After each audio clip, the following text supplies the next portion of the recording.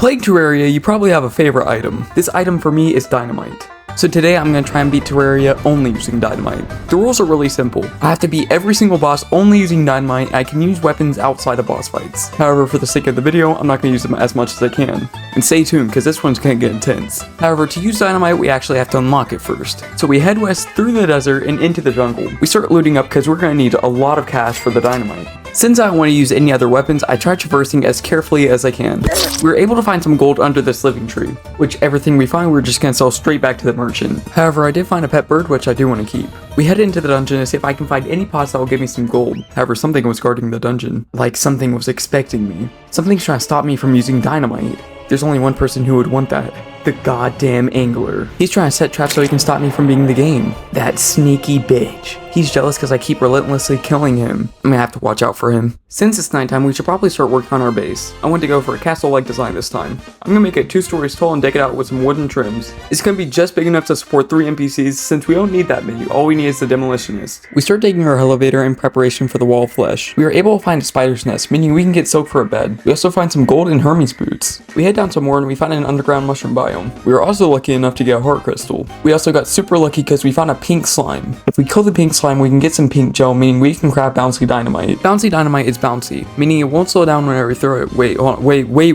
Heading further down the mushroom biome, I find a chest with some more Hermes boots in it. Since we did not get the demolitionist, we have to increase our house size. And might I say, our house is looking pretty nice. We are lucky enough to find a chest underground with a suspicious looking eye in it. We stay underground a little bit longer, trying to find as many underground houses as we can so we can get more money. We head up to the surface and oh, hubba, where have you been my entire life? I mean, we finally got normal dynamite. Red dynamite doesn't do much. Whenever you throw it, it just rolls a little bit and then it stops. Meaning it's time to fight the Eye of Cthulhu. My plan is to make a looping roller coaster so the Eye of Cthulhu follows me while I throw dynamite at it. We're gonna throw the dynamite on this long line of chests. This is because chests can't be exploded by dynamite. We get in our ladybug minecart and we summon the Eye of Cthulhu. Dynamite can do around 300 damage. Meaning for the Eye of Cthulhu, we need to throw 10 sticks of dynamite. My strategy is very simple. I stop at the very top, throw dynamite down, go around, and wait for the Eye of Cthulhu to run right into the dynamite. After running circles around the Eye of Cthulhu multiple times, I'm able to destroy it, and I get all the loot from him. The angler is not going to stop me yet. With that, it's time to head to the corruption. We blow up an entrance into the tunnel, and we head down. We very carefully place dynamite so we don't blow ourselves up.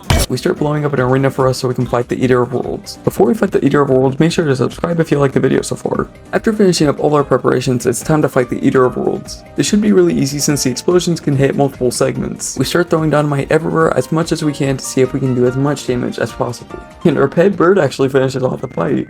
And the damage that was done is absolutely insane. We head back to the base to craft the nightmare pickaxe, meaning we can finally get hellstone. We head down our elevator and break this obsidian for the hellstone bars. We start mining as much hellstone as we can, giving us a grand total of 114 bars. This meaning we can get the volcano and hellstone armor. However, before we fight the wall of flesh, there is a few more things I want to do. Starting off, I want to defeat Skeletron. This fight's gonna be super easy since all we have to do is throw dynamite at the very top of the dungeon. After beating Skeletron, we head down to hell to make our final preparations for the wall of flesh. The wall of flesh is actually easier than most of the bosses since we can hit all 3 of the heads at once with the explosives. We very slowly get his health all the way down to only 800 HP, but then we fall in lava and we die. But how can I make such a simple mistake? Unless I didn't fall in and someone pushed me in.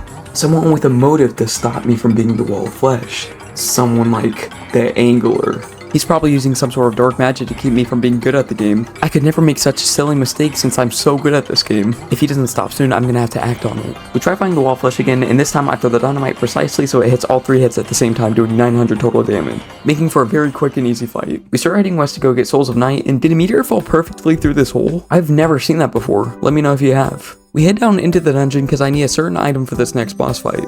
This item being powered minecart rails, which is going to help us out a lot with the mechs. Starting off, I'm going to fight the destroyer since this one's the easiest. All I have to do is throw dynamite straight down and dodge all those attacks. Good thing dodging is one of the only things I'm good at in this game.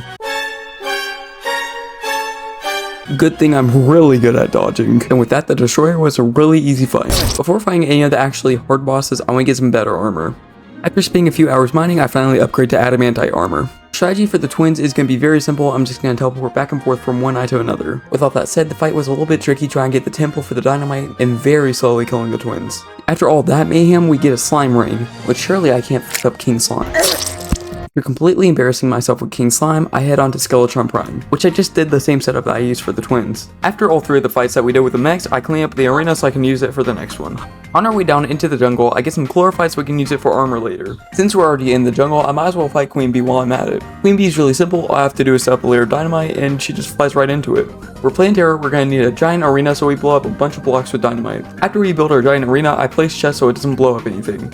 Our plan for this battle is going to be really simple. We're just going to use teleporters and have Plantera run into the dynamite. With enough said, we locate Plantera and we break the bulb. The fight was going well until I accidentally blew myself up. After trying again, we very carefully go around the arena dodging all of Plantera's attacks and I easily get her into the second stage. The second stage is very easy yet very stressful since I have to go around the arena multiple times since I'm only at 1 HP. But after about 20 minutes of dodging, I finally defeat her. And so far this challenge is actually like impossible. Start digging through the jungle to see if I can find the temple. After we find it, we head in and... was that a trap?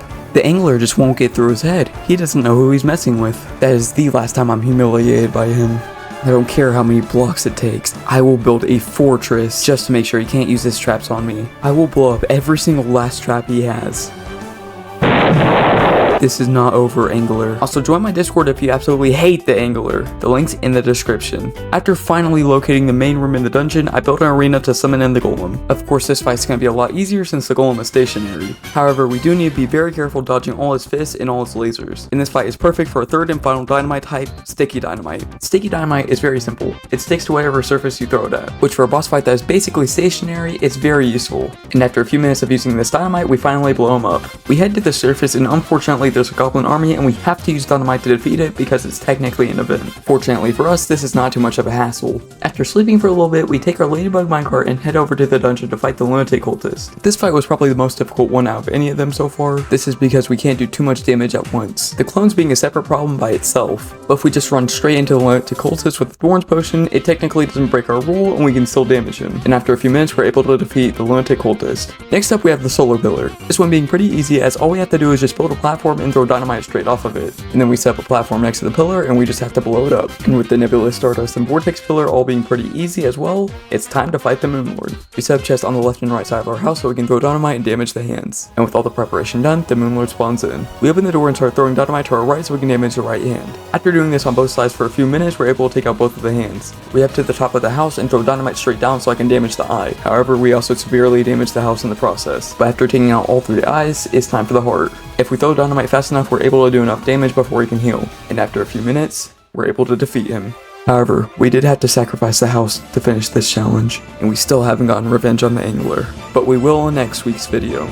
Next time on Dragon Ball Z.